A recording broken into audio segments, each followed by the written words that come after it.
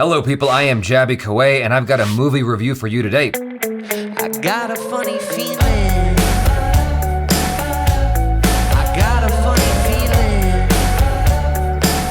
Yeah. This is my very first Bengali film review ever. Now, a number of you guys have been asking me to do a Bengali film review for a very long time, shooting me, submitting to me all kinds of recommendations in the comments of other movie reviews and trailer reactions and whatnot.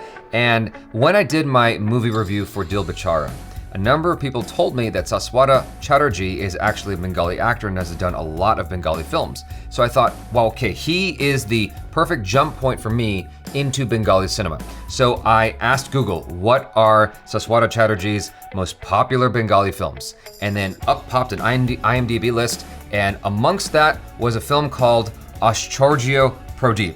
And I know a number of you guys are like, what movie is this? That's not what we recommended. Why'd you watch that, Jaby? I'll tell you why, because it's also called Astonishing Lamp. It's based on Aladdin. And Aladdin is a film I grew up loving, the Disney cartoon anyway. And so I thought, okay, I have two jumping points into Bengali cinema here. I have Moosa Raza and I have a tale I'm familiar with. And now I know that a number of you already immediately disagree with my choice, but for me it was a nice ease into Bengali cinema, and from there I'll watch other stuff that you guys recommend in the comments below. This says on IMDb, the story of a modern day Aladdin set against the backdrop of contemporary consumer society. It's really loosely based on Aladdin. It's really just a story about a dude who comes across a lamp with a genie in it. And the rules of the genie hood, the genie mythology, whatever you want to call it, the genie mythology, it's like, it doesn't even fit in with Aladdin in the least, because Moosa Raza never really makes any wishes in the movie. The limitation is supposed to be 3 wishes according to Aladdin, the Disney film. Generally speaking, with genie lore, it's 3 wishes, but here this genie's just granting all kinds of wishes, and it's not really about that. It's more about consumerism, which is what it says here in the IMDb one-liner.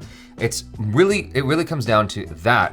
So what I found most appealing about this movie, besides Moosa Raza, was the cinematography in the first, I'd say 45 minutes and the last 10 minutes.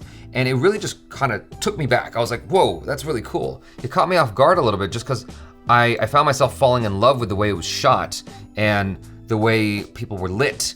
Just, you know, the cinematography in the film was really nice in those portions of the movie. In that middle portion, because the film's about 2 hours long, in the middle portion, it was a lot of freneticness, a lot of music videos, a lot of moving around. And not that it's wrong, it just didn't grab me, it didn't pull me in like the first 45 minutes and the last 10 minutes. So that's just the cinematography. What about the story? The setup for the film is actually quite interesting, and they spend a lot of time setting up before you actually get to the genie in the lamp. And it's done in such a way that almost makes you crave this genie and lamp to come into the movie. And I had a suspicion that once the genie came into the movie, it was gonna really speed up the story and come to a sudden end because of how long they were taking before they got to the genie. And that's basically what happened in the plot, because they were spending so much time setting up Moosa Raza. Not that it was bad, it was all interesting stuff, but then for whatever reason, they really wanted to make this a short film, 2 hours long.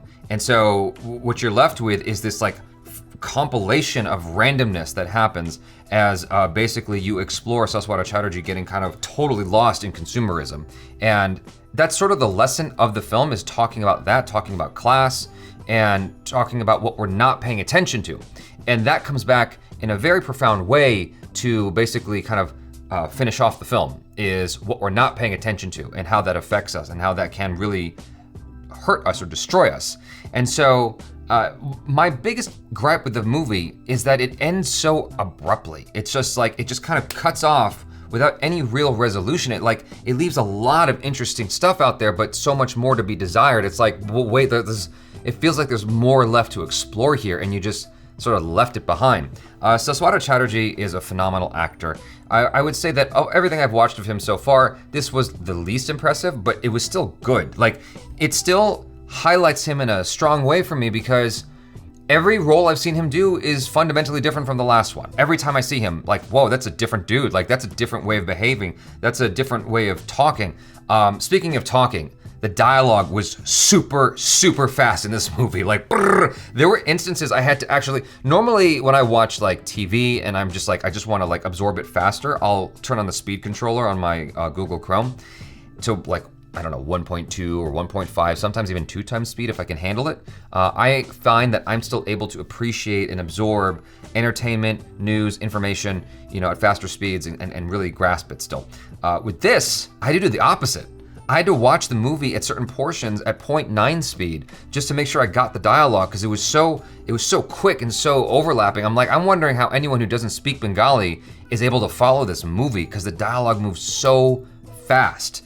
And it's all good stuff. It's all fun stuff. Like, there's so much interesting in this movie. It's like the whole point of it is to really give you stuff to talk about, digest, consider, munch on it's all food for thought stuff. And I like all that. I actually really enjoyed the movie.